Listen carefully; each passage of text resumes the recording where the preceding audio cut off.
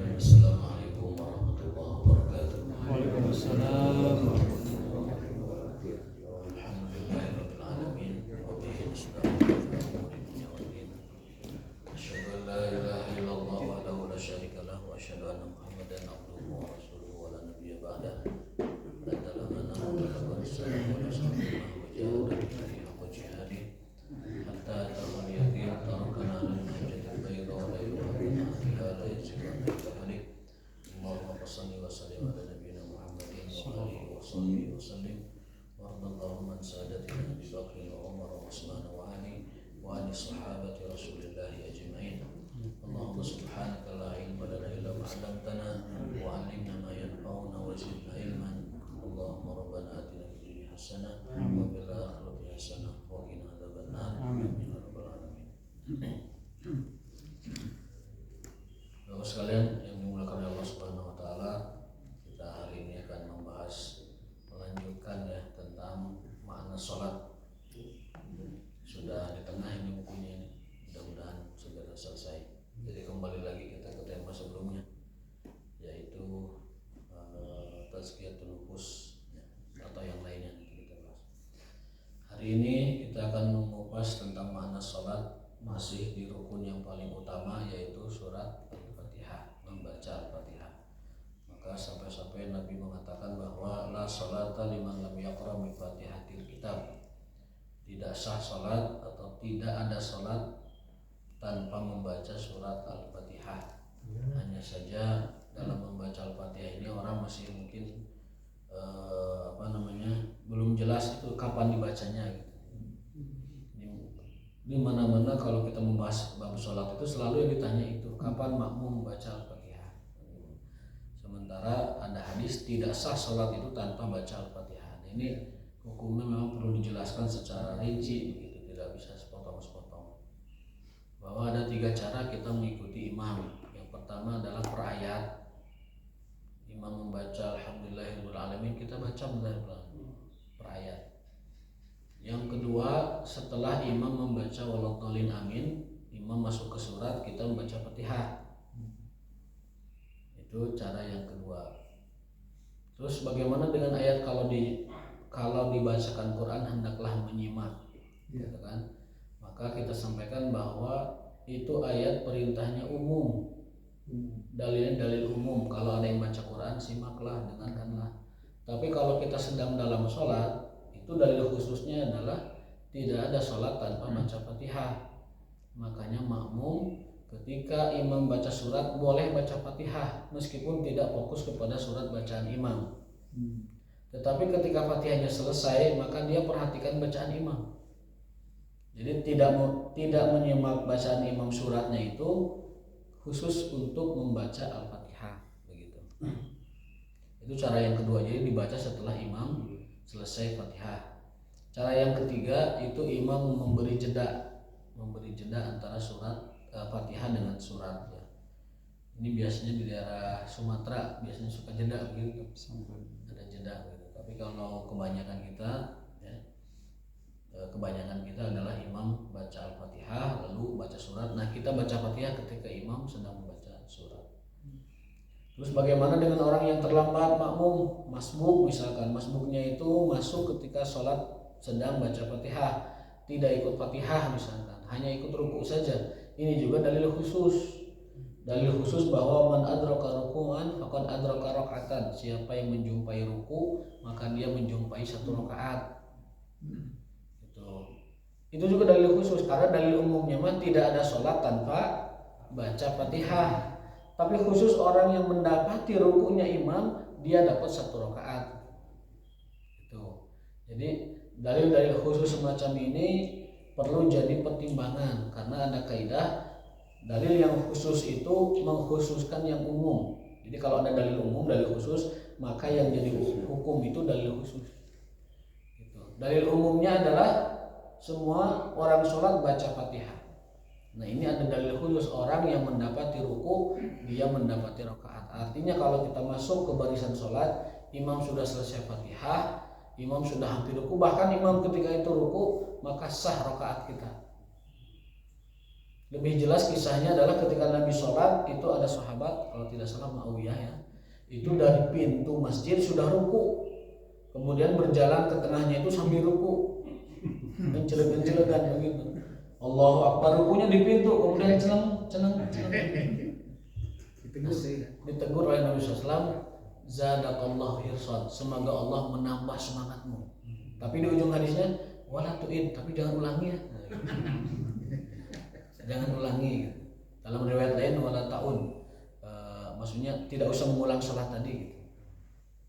Jadi jangan ulangi perbuatan itu maksud yang pertama. Maksud yang kedua, nggak usah diulang sholatmu, itu sah gitu.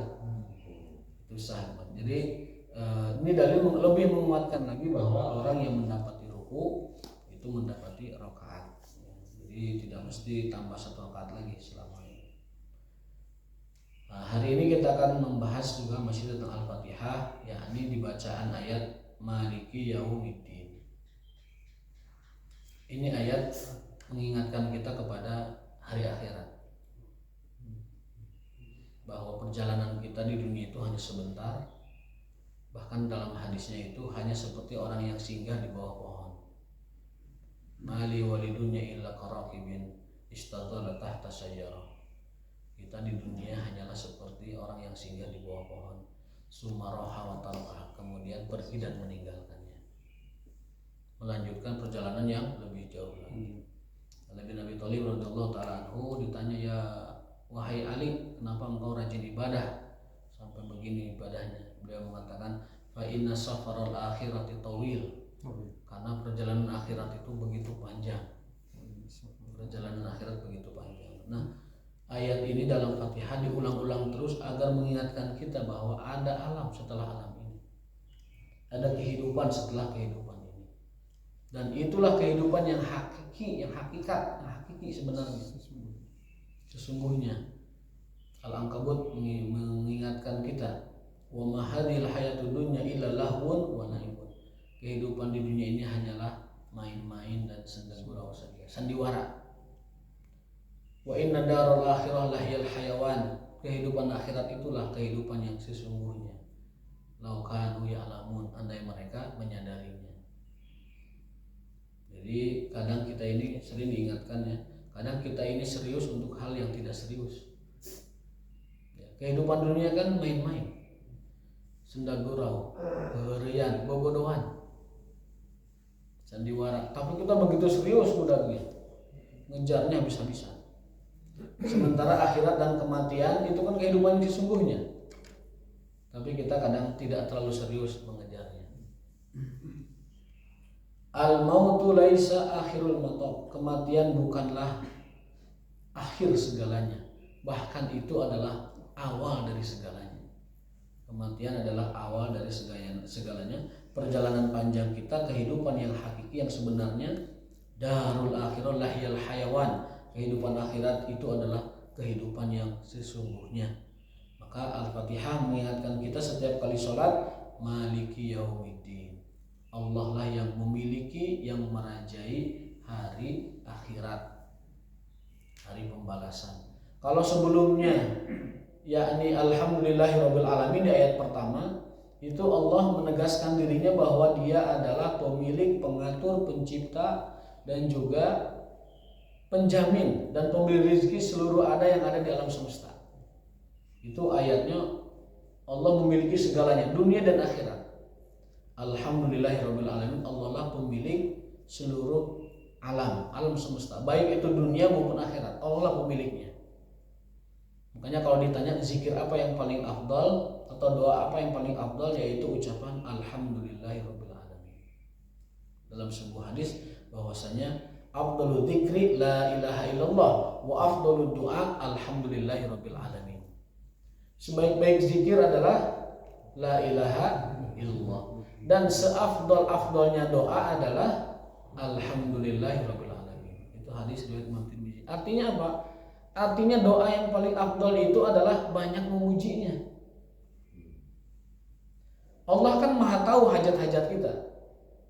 Karena Allah Maha tahu hajat kita, maka yang kita perbanyak itu sebenarnya puji-pujiannya, tahmidnya, alhamdulillahirabbil alamin. Makanya Rasul menyebutnya Alhamdulillah itu, apalagi kalau lengkap bacanya Alhamdulillahirabbil alamin, itu seafdol-afdolnya doa. Kenapa? Karena tadi hakikatnya Allah tahu apa yang kita inginkan. Maka tugas kita mah perbanyak pujian saja. Perbanyak menyebut asmaul husnanya, perbanyak menyebut alhamdulillah, perbanyak menyebut tahmid tasbihnya. Allah Maha tahu keinginan kita. Itu yang pertama pondasinya. Yang kedua, kenapa kita mesti menyebutkan hajat kita? Itu sebagai penegasan bahwa kita memang betul-betul memerlukan dan membutuhkan Allah Subhanahu wa taala. Makanya kita sebutkan hajatnya. Dirinci hajatnya apa yang kita inginkan, kita butuhkan, kita sampaikan kepada Allah. Tapi hakikatnya doa itu intinya itu ada pada pujian-pujiannya. Doa itu intinya ada pada pujiannya. Jadi kalau berdoa tanpa menyebut alhamdulillahirabbil alamin, tanpa menyebut innal hamdalillah, tanpa menyebut Allahumma lakal hamdu hamdan katsiran thayyiban mubarakan fi, tanpa menyebut alhamdulillah hamdan naimin hamdan syakirin, tanpa menyebut hamdan mubarakan seterusnya, maka doa kita dihitung tidak sempurna atau tanda petik kurang adab kepada Allah Subhanahu wa taala. Jadi doa itu intinya adalah pujian-pujiannya. Huwar Rahmanur Rahim, Huwal Malikul Quddus. Kemudian yang paling utamanya alhamdulillahirabbil alamin. Karena inna rabbaka yuhibbul mahamid.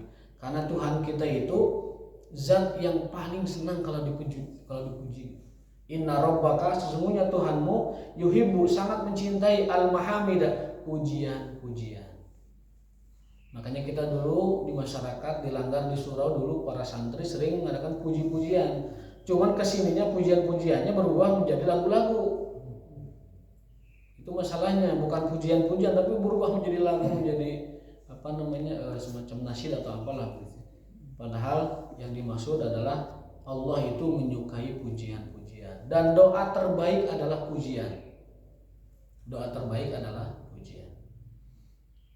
Karena Allah Maha tahu hajat kita. Yang penting kita banyak pujiannya, banyak asmaul husnanya, banyak hamdalahnya, banyak tasbih. Itu ayat pertama. Allah memiliki seluruh alam. Ayat pertama itu umum. Lalu Ar-Rahmanir Rahim, Allah menjelaskan bahwa pondasi asmaul husna, dasar ataupun poros dari asmaul husna yang 99 itu ada pada dua nama ini, Ar-Rahman, Ar-Rahim. Itu pondasi asmaul husna. Makanya Ar-Rahmanir Rahim disebutkan sebagai Ismul A'zam. Ismul Azam adalah nama yang paling agungnya. Allah punya 99 nama, yang paling agungnya adalah Ar-Rahman Ar-Rahim. Yang paling agung. Dia menjadi poros, menjadi dasar, menjadi basic pondasi dari seluruh asma Allah Subhanahu wa taala. Makanya ditegaskan dalam hadis, inna rahmati sabaqat ghadabi. Sesungguhnya rahmatku, kasih sayangku melampaui murkaku. Sesungguhnya rahmatku, kasih sayangku mendahului marahku. Ini yang dimaksud dengan bahwa Ar-Rahman Ar-Rahim adalah pondasi atau poros dari seluruh Asmaul Husna. Al-Muntaqim, Allah Maha membalaskan dendam. Tapi kembalikan ke porosnya, bahwa kasih sayangnya mendahului murkanya. Begitu. Allah Maha cepat hisabnya, kembalikan ke porosnya, tetapi Allah sayangnya mendahului dari murkanya.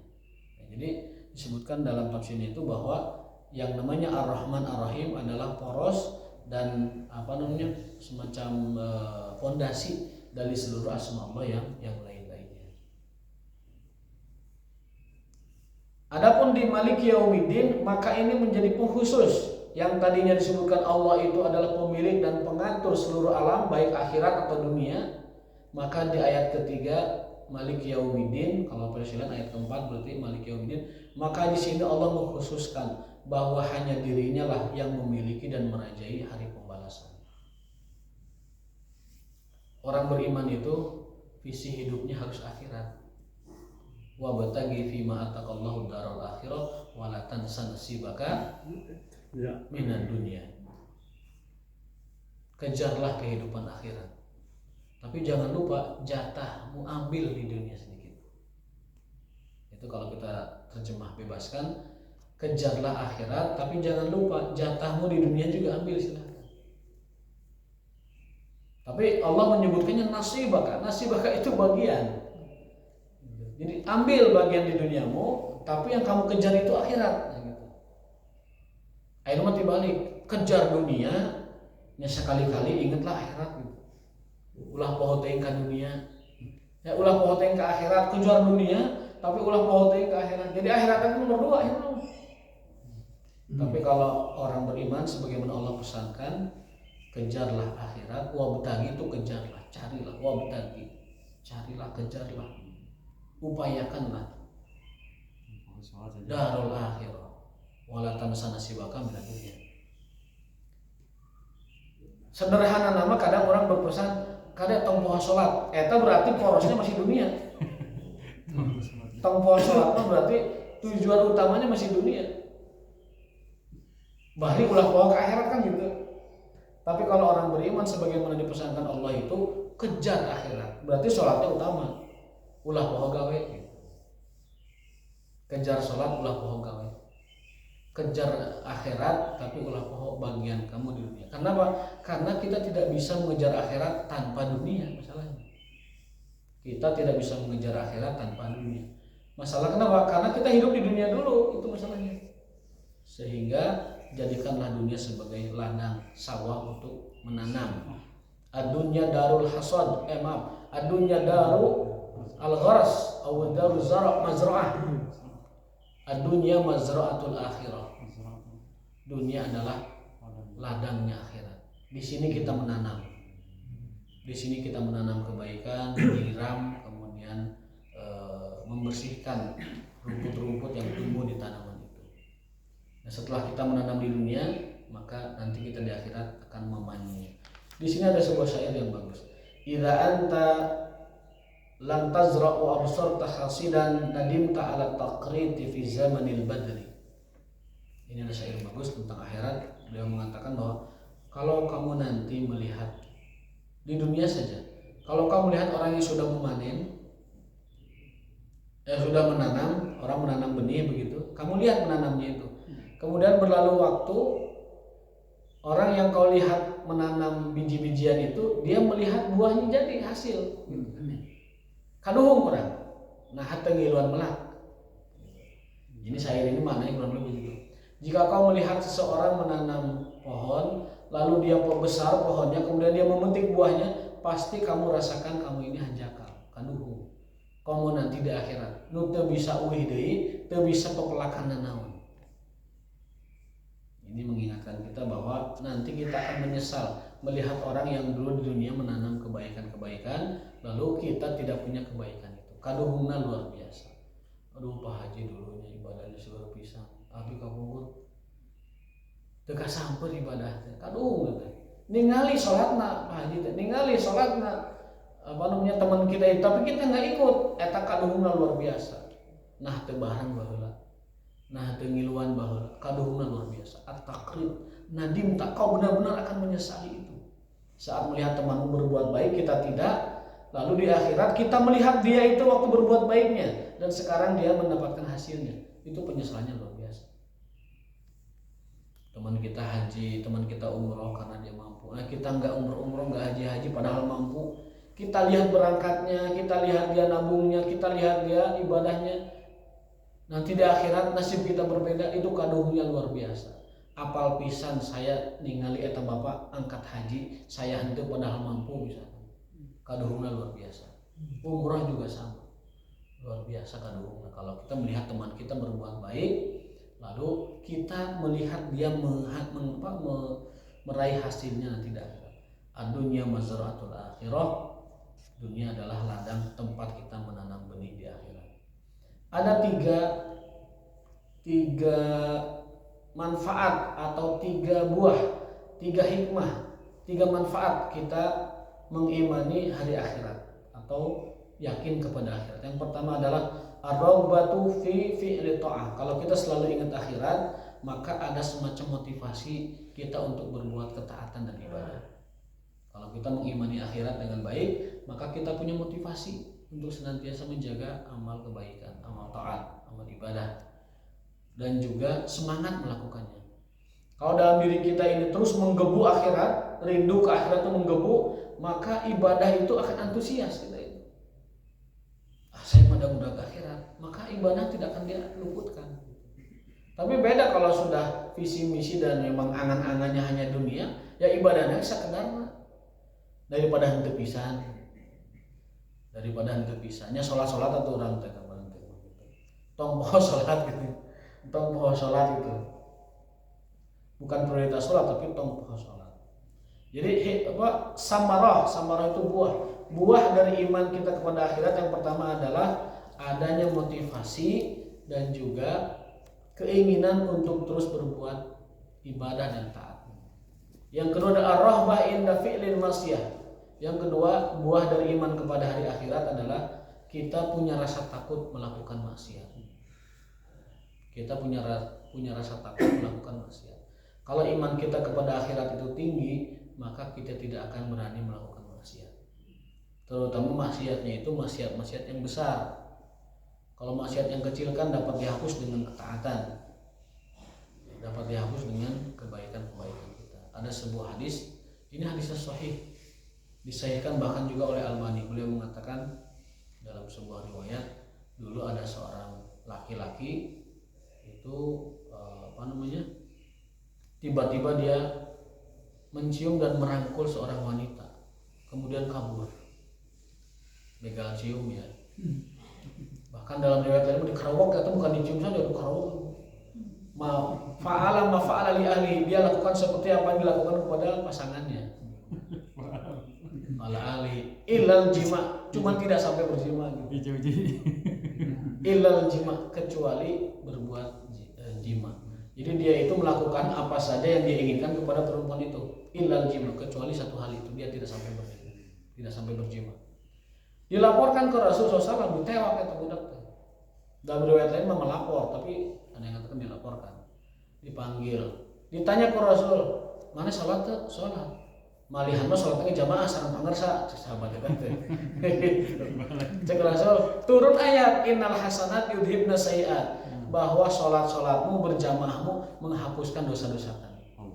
Itu dihukum ke Rasul eta nu nyium teh. Tapi hadis ieu lain motivasi buat nyium orang. Bukan buat ngarangkul orang ngarangkul itu bukan. Ini bukan motivasinya adalah bahwa salat kita ini penghapus penggugur dosa-dosa kita yang sehari-hari. Kecuali innal hasanati yudhibnas sayyi'at. Sesungguhnya kebaikan-kebaikan hasanat dalam kurung salat dalam konteks asbabun nuzulnya menghapuskan kesalahan-kesalahan. Artinya sahabat tadi yang tertahan sampai mencium seorang wanita dan memeluknya, menggaburuknya begitu, hanya tidak melakukan jima saja, dilaporkan ke Rasul, oleh Rasul tidak dihukum, malah ditanya, mana sholat tuh? Sholat. Malihatna jamaah sareng pangarsa, jangan gitu. Bahasa teh sholat itu maka aku sholat bersama Anda, berarti kan jamaah. Dibebaskan. Sekali lagi ini hadis sama sekali bukan motivasi berbuat itu, tetapi motivasinya adalah bahwa sholat kita penggugur, menghapus dosa-dosa kita. Jadi pamingke aya jamaah di Al-Kausar nyium nu ngaliwat eta sanes salah tinu ngajelaskeun sanes. Eta berarti menyimpangkan maknanya. Jangan sampai ada jamaah berurusan dengan pihak berwajib gara-gara nyium nu ngaliwat. Jadi dengan kita beriman kepada hari akhirat akan muncul rasa takut kita berbuat maksiat. Waridho biha, dan kita ikhlas menjalani itu. Lalu buah yang ketiga dari iman kepada hari akhirat adalah tasliyatul mukmin. Ini penting. Tasliyatul mukmin, hiburan kangge orang-orang beriman. Ayana akhirat itu sebagai hiburan, sebagai pelipur lara bagi orang beriman bahwa nanti ada kehidupan yang dia andalkan dan dia harapkan.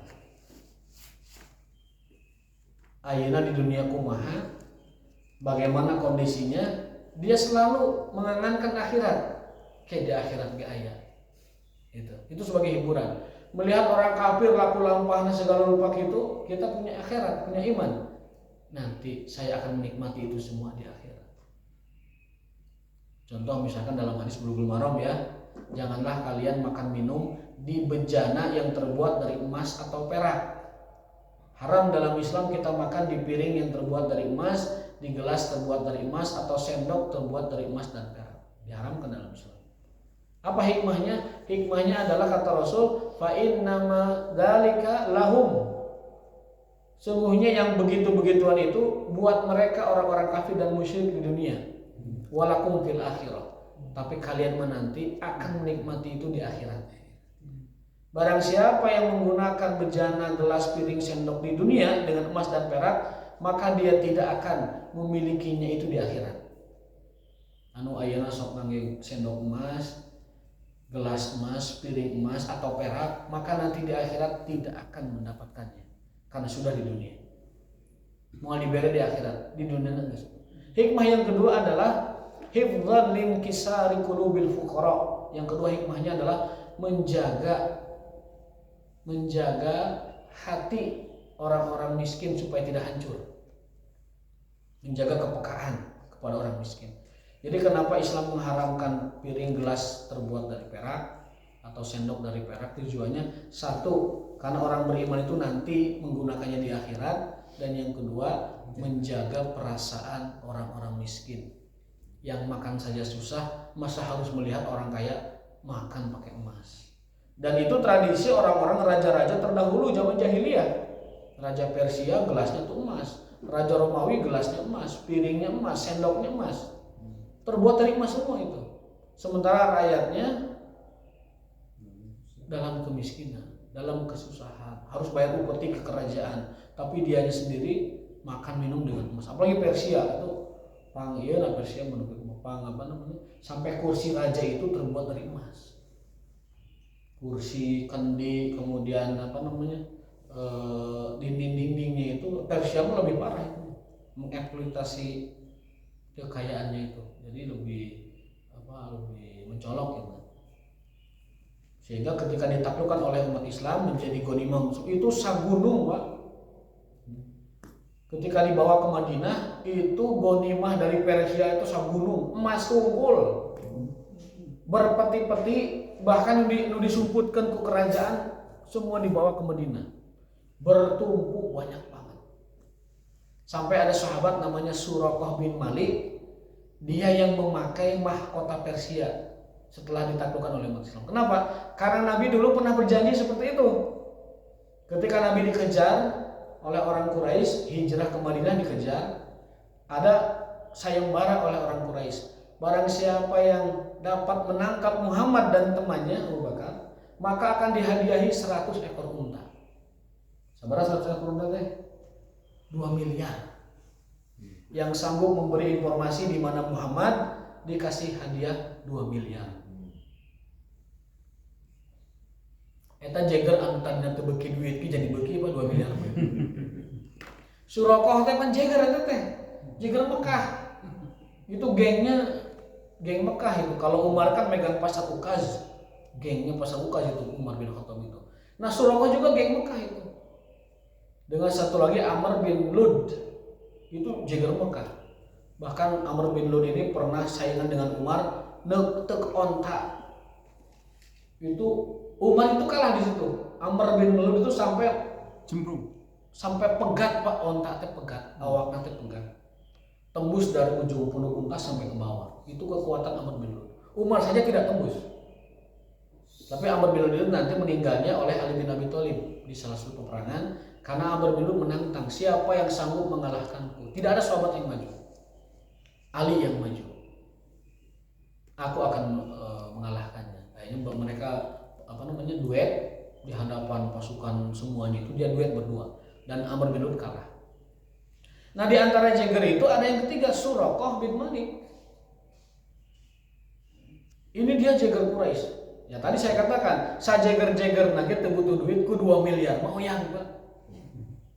Oyang, maka mun aya preman, aya segala macam atau tokoh atau ketua ormas segala macam ari ku duit mah oyang, Pak. di DP-an we jempe. Di DP-an ge oyang. Kemudian anu biasa terdengar tipu. Walhasil Suraqah ini sorangan, Pak, mudah ke Rasulullah. Tawanina tah, mudah jelema duaan ku sorangan. Kan cek logika ge. Wah, Kalaupun harus nanti bertengkar dengan Rasul dan Abu Bakar kan berdua. Ini Suraqah sendiri orang biasa masih yang udah duaan mah. Seorang udah duaan ada sieun. Iya mah karena dia jager berani. Dikerjarnya itu Rasul dan Abu Bakar oleh Suraqah. Sampai ke sisi laut di Jeddah. Kan rute hijrah Rasul kan dari Mekah itu ke Madinah tidak melewati jalan yang pada umumnya, tapi melewati pesisir laut. Supaya Quraisy itu tidak bisa mendetek jejaknya. Tapi Suraqah punya firasat, ini kayaknya Muhammad tidak lari di jalan yang biasa nih. Tidak on the track kayaknya ini Muhammad. Pasti jalan lain. OTW-nya pasti mengkol ka dieu. Ada firasat Suraqah ini. Dia kejar sampai di dekat pesisir laut itu. Setiap kudanya itu hampir mendekati Rasul, kendaraan Rasul, tikosewan, dijungkel. Kemudian mendekati lagi dijungkel, akhirnya Suraqah punya firasat, wah iya lain jelema samanea, bukan orang sembarangan ini. Akhirnya dia berdialog bahwa Quraisy telah mengumumkan bahwa yang mendapatkanmu akan diberi 100 ekor unta, dan aku pun termasuk orang yang mengejarmu awalnya gitu kan. Apa kata Nabi? Kalau kau menemui masanya wahai Suraqah, kau SAW, kau akan dipakaikan mahkota Persia gitu. Coba bayangkan, Nabi SAW berangkat hijrah, dikejar-kejar oleh orang Quraisy dalam kondisi kekurangan dan ketakutan, dalam arti kata ketakutan genting begitu, masih sempat memberi harapan kepada Suraqah padahal masih musyrik, dan mengatakan kalau kau menjumpai masanya, berarti kalau kau masuk Islam, kau akan memakai mahkota Raja Persia. Sesuatu yang sangat mustahil bahkan dibayangkan oleh orang Arab. Arabnya jaba modelan Suraqah lain pejabat, jager hungkul. Kumaha carana bisa make mahkota Persia? Iya orang mahkota Amerika ya tadi. Juga orang akhirnya dijanjikan, mun aya semacam Imam Mahdi atau naon dijanjikan.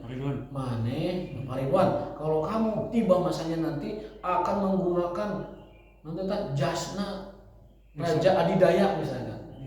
Mahkota Elizabeth. Atau mahkota Raja Inggris. Kan itu sesuatu yang jauh gitu kan. Jauh panggang dari api. Tapi Suraqah karena dia sudah firasat, ini bukan orang sembarangan, ngamuhun atuh mangga kayak anu katukang mah ku abi dikondisikan, nah kitu bahasana teh. Akhirnya Suraqah memberitahu setiap orang yang ngejar Nabi, teu aya sasaha ka dieu mah, geus dipaluruh ka dieu teu aya sasaha. Balik. Akhirnya Suraqah berjasa mengamankan keberangkatan Rasul dan Abu Bakar. Nah, itu terlaksana di zaman Khalifah Umar bin Khattab.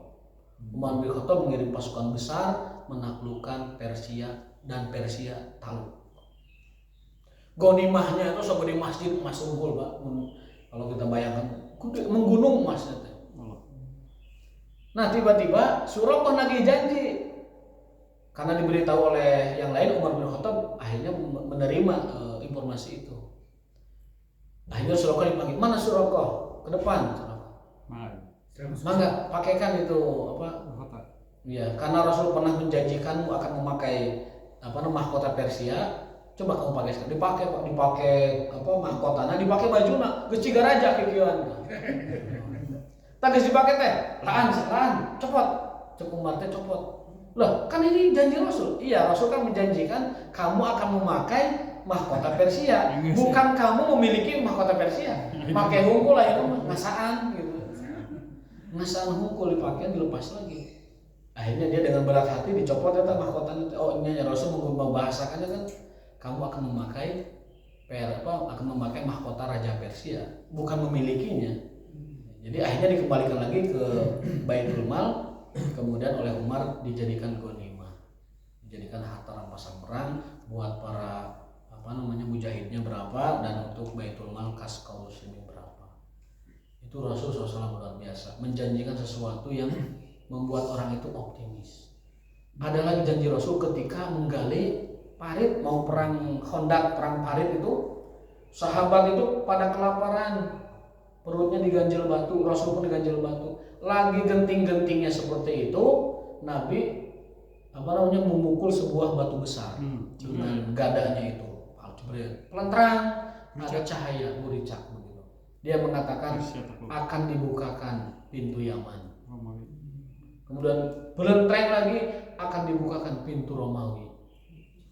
Dan yang ketiga itu belentreng akan dibukakan pintu Persia. Artinya akan ditaklukkan semua daerah itu, Yaman, Persia dan Romawi. Karena itu tiga negara kuat saat itu. Orang-orang Quraisy itu mendengar berita itu dan mengolok-olok, bahkan orang munafik pun mengolok-olok. Atuh dahar we hese geus ngomongkeun naklukkeun Romawi. Beuteung we diganjel batu cek orang munafik tah. Tidak yakin orang munafik mah ka Rasul tah. Beuteung we diganjel batu, urang we kalaparan ayeuna sebelum terjadinya mukjizat yang Rasul tangannya ke dalam karung anak kurmanya itu. Kita aja kesulitan makan katanya. Batu jadi ganjel di perut gitu kan. Mau menaklukkan Yaman, Persia, Romawi, semua benar ya, benar. Orang munafik mah mundur katanya. Melipir, dia tidak yakin dengan janji Rasul. Dan itu mereka sampaikan berita itu kepada orang Quraisy, disengserikeun, Pak. Disengserikeun, aduh eta Muhammad keur ngagetrokan batu, beuteung we diganjel ku batu, masih kena menjanjikan Yaman akan dibuka, Persia akan dibuka, Romawi akan dibuka. Ternyata fakta sejarah mengatakan semua daerah itu ditaklukkan oleh umat Islam. Sampai Rasul mengatakan nanti orang dari Madinah sampai ke Yaman lempang mulai mengganggu, saking amannya. Dalam riwayat lain dari Hadramaut sampai ke Yaman, sampai ke San'a, ibu kota sampai ke ujung negara. Dari Hadramaut sampai ke San'a, wanita berjalan sendirian tidak akan ada yang mengganggunya. Kecuali mun aya ge paling singa, paling nanti tah ajan bukan itu paling. Tapi moal aya jelema wani ngaganggu, saking amannya. Nah itulah pentingnya kita meyakini janji-janji Rasul. Meskipun sekarang seolah seperti biasa, tapi wajib kita pastikan, kita percayai semua janji Rasul itu terjadi. Itu menambah kita keimanan kepada apa yang akan datang. Yang termasuk juga Maliki Yaumiddin adalah janji-janji Rasul, informasi-informasi dari Rasul yang berkenaan dengan hari akhirat, berkenaan dengan negeri akhirat. Jadi yang ketiga, hikmah kita beriman kepada hari akhirat adalah sebagai hiburan bagi orang beriman bahwa di sana ada sesuatu yang melebihi segalanya. Namun ayeuna di dunia naripu, yakin ke akhirat da masalila naripu engke orang bagja. Namun di dunia orang berkecukupan dan berlimpah, maka kita pun yakin di akhirat ada yang lebih hebat dari ini. Saya teringat perkataan Salamah bin Dinar, seorang tabi'in rahimahullah ta'ala. Beliau mengatakan, kullu nikmatin la tuqarribuka ilallah fahiya baliyah. Segala nikmat yang tidak mendekatkan dirimu kepada Allah, maka itu sejatinya adalah musibah. Setiap nikmat, setiap anugerah, setiap pemberian Allah, rezeki dari Allah yang tidak mendekatkanmu taqarrub kepada Allah, maka sejatinya adalah musibah, baliyah. Kullu nikmatin la tuqarribuka ilallah fahiya baliyah. Maka dengan itu, setiap apa yang kita terima dari nikmat itu langsung kita ingatkan di akhirat ada yang lebih baik. Makan durian kan munah ta durian mah. Durian jebak mahal, kumaha durian anu lain di musimna, waduh mahal. Di akhirat ada yang lebih hebat dari ini. Ketika bersama istri, di akhirat ada yang lebih segalanya dari ini. Anu spekna teh moal ka bade-bade ku akal kita. Moal ka spek tinggi. Spekna itu tidak akan tercapai oleh pikiran kita. High spek. Karena di kita ada kadaluarsanya, ada segala macam. Di sana tidak ada. Di sana tidak ada. Expire. Expired. Ayam ada Musa selesai di sana nggak ada. Kan janji Nabi kan gitu. Innalakum antasyibu fala tahrumu abadan. Kalian akan selamanya terus-terusan muda dan tidak akan pernah tua. Di dunia mah sagelis-gelisna istri kita ada masa expire-nya, ada masa akhirnya. Mana paus enggak bisa di rumah, kan gitu. Ataupun sudah masuk masa tua udah susah di gimana gitu. Nah di akhirat itu tasyibu abadan, syabab daiman. Tasyibu itu syabab, syabab akan muda terus selama-lamanya dan tidak akan pernah tua. Makanya Rasulullah SAW ketika tidur di atas tikar, Ibnu Mas'ud datang, ya Rasulullah, ya kasur supaya pangresa tidur enak. Kata Rasul apa? Singkirkan kasurmu, Ibnu Mas'ud. Di dunia ada yang lebih baik dari kasurmu. Dan di akhirat ada yang lebih bagus dari kasurmu. Bayangkan, Rasul tidur di jerami, di tikar begitu, ditawaran kasur aliman, dan mengatakan di akhirat ada yang lebih baik dari kasurmu, bawa dia kayak itu gitu. Rasul SAW. Jadi ini memberi kita pelajaran bahwa di setiap nikmat yang kita peroleh dari Allah Ta'ala, pastikan itu mengingatkan kita kepada akhirat. Di akhirat ada yang lebih baik dari ini. Kalau kita pun sedang mengalami kesusahan dan karipuh di dunia, pastikan kita mengaitkannya dengan akhirat. Di akhirat ada yang tidak seperti ini dan jauh lebih baik, lebih nikmat di akhirat nanti. Itu menambah kita hiburan. Makanya samaratul iman biyaumil akhir, yang ketiga adalah tasliyatul mu'min, hiburan orang beriman tentang apa yang tidak dia peroleh di dunia akan dia peroleh di sana, atau diperoleh di dunia tetapi di sana jauh lebih baik dan lebih hebat. Mudah-mudahan ini menjadi pengingat kita bahwa Allah lah nanti raja, pemilik, pengatur dan juga pelindung kita, baik di yaumil jaza ataupun di saat kita menghadapi kematian sebagai awalan atau pintu gerbang menuju perjalanan akhirat yang begitu panjang. Karena akhirat dimulai dari alam kubur, berakhir berujung nanti di surga atau neraka, dan puncaknya adalah saat kita melihat Allah Subhanahu wa taala. Wallahu taala alam bisawab. Mudah-mudahan menjadi pengingat kita kepada akhirat, dan kita tutup dengan subhanakallah wa bihamdika asyhadu an la ilaha illa anta astaghfiruka wa atubu ilaik. Assalamualaikum warahmatullahi wabarakatuh.